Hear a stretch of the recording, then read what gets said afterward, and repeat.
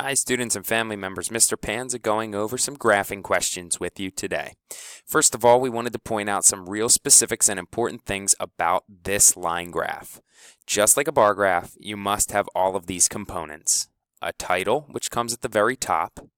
Over here on the y-axis, we have a label, minutes spent playing games, and the interval number, which in this case, the interval are intervals of 10. Intervals is just a quick and different way of saying how much are you increasing by on each of these graphing line points. At this point, it starts at 0, then jumps to 10, 10 to 20, 20 to 30, and so forth, so our interval is 10. Also, down here on the scale, we have the label of days, and then each day is labeled day 1, 2, 3, all the way through day 6.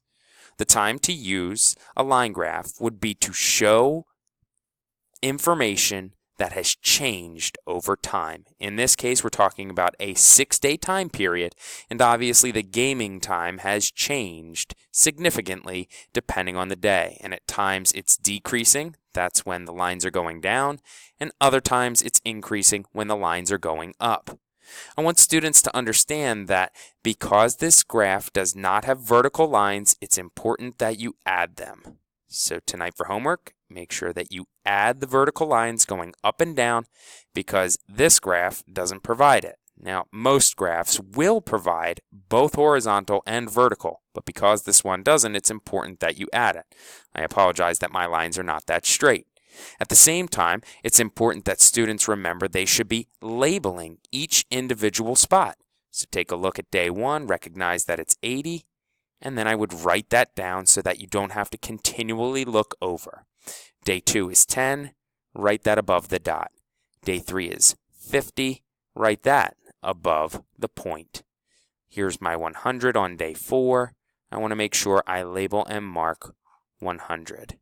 I go down to this data point and recognize that it's 10 more than day 3, which must be 60 because my interval is plus 10.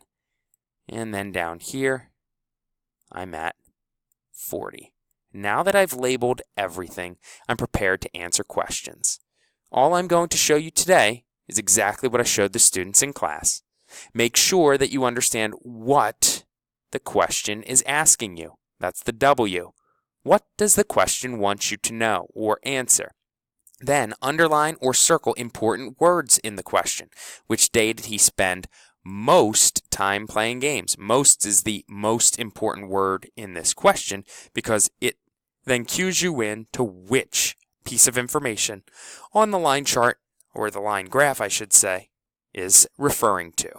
You go to the very top one where he spent 100 minutes, and then they want to know the day, which is probably the other word that you should have highlighted or circled, so that you understand I'm not saying 100 for answer number 1, but instead I'm saying day 4.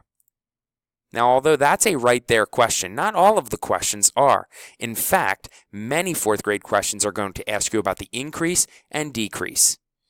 Such is the case for the next question. Correction, question number 3.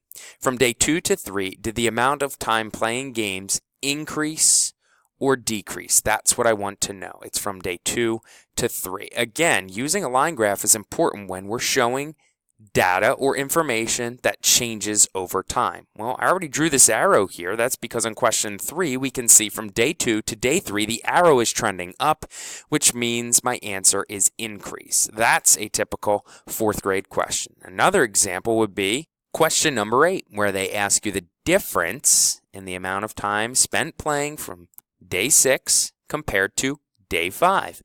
The difference means there's a subtraction. 6 to 5, we can see it is definitely decreasing, but they want to know by how much.